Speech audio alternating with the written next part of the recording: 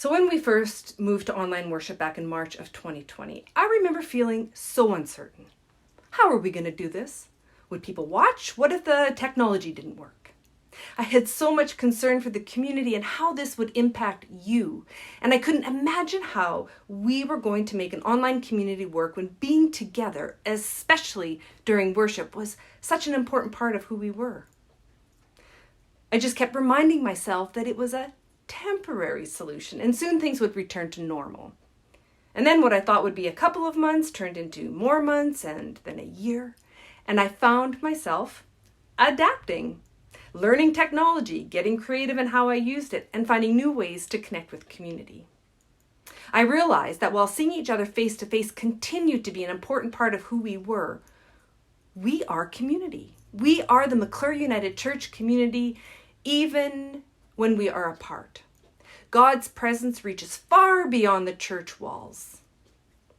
It was actually quite powerful knowing that we were worshiping together.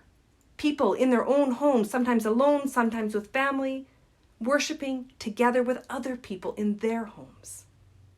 And now, after almost 20 months, I'm having similar feelings of uncertainty as we prepare to reopen the sanctuary on Sunday morning for those who are ready to return to in-person worship. The questions are different, but the uncertainty is similar. What will it be like to be in person? Will it feel weird? Will it feel like a relief? Will people expect me to remember their names? And as we are trying out new technology, broadcasting the 9:15 service to YouTube, I'm asking, will it work? So I'm reminding myself this week that I survived the uncertainty of moving online. In fact, there were even some elements of online church that I found to be quite inspiring. And I will also survive the uncertainty of what is to come. So will you.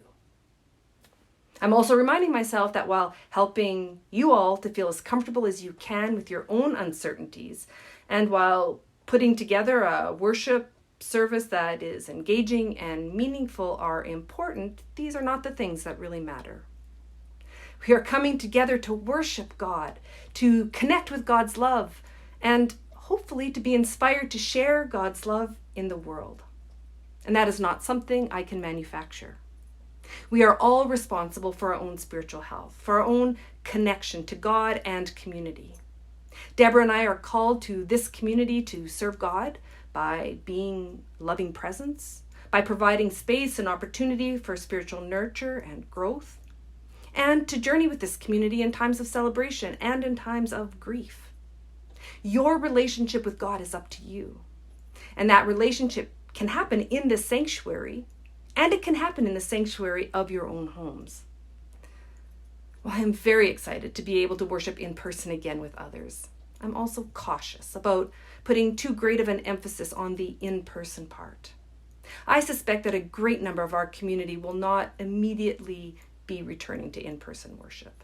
There will continue to be many folks joining the live stream or watching the recording later in the day.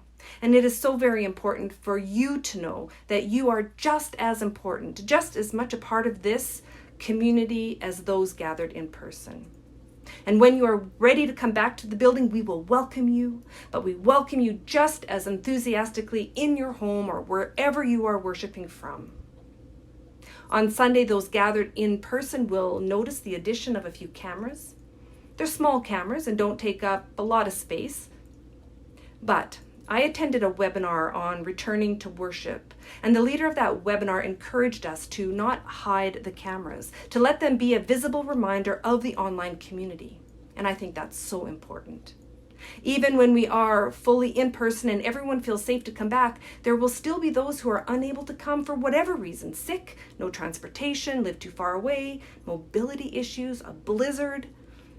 To be honest, I never really gave those folks much thought prior to the pandemic. There's no reason we couldn't have been including them in virtual worship long ago. We just didn't think of it. But now we are very aware. And I'm grateful we are able to take this step to being an even more inclusive community.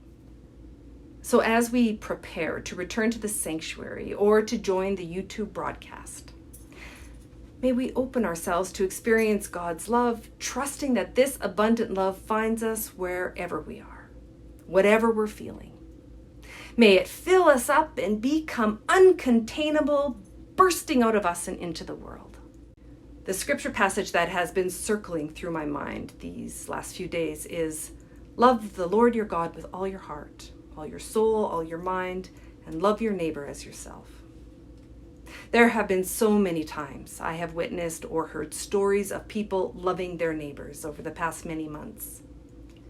Caring for the vulnerable neighbors, the sick neighbors, the frontline worker neighbors.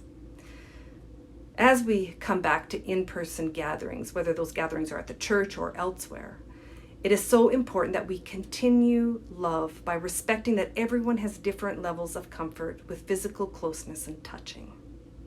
Now, this has always been true, but is even more so now. Because now it isn't only about personal space, which is important, but it's also about personal safety. A loving act would be clear about letting others know when you feel your space has been invaded. If you don't want people to sit beside you, please say so. If you don't want someone to put their hand on your shoulder or to shake your hand, or they're coming in for a hug, take a step away and let them know that you aren't comfortable with physical touch. It's okay. It is also a very loving act to respect those boundaries when they have been set. We may all need to be a little more in tune with non-verbal cues and signs that someone is uncomfortable. So if you step in to talk to someone and they take a step back, don't follow them. And if you move in to shake a hand and they don't offer their hand back to you, don't be offended. And don't invite an elbow touch instead. It's still touch. I know it's hard because we have been socialized to shake hands. We've been socialized for closeness. But it is the loving thing to do. And loving acts are not necessarily always easy. So I hope that those of you who are able to join us for in-person worship have already registered. Remember, the deadline is Friday at noon, but that doesn't mean you need to wait until 11:59 to make the call. Knowing the numbers will help us in our planning. And those of you who will be joining the live stream, you will continue to receive a link to the live stream in the Sunday email, but just in case there's ever a problem with the link, you might want to just go to YouTube, search for McClure United Church Saskatoon, and subscribe to our channel. If you do this, our live streams will automatically pop up when you open YouTube. And if you're wondering about anything regarding worship, how will you be seated? Will there be singing? What's happening with children or youth? Anything at all, please give the church office or Deborah, myself, a call, or send us a message. And finally, please hold this community in prayer this week as we make this important transition. Your prayers are always appreciated. Thank you so much for watching. May you have a beautiful and blessed week.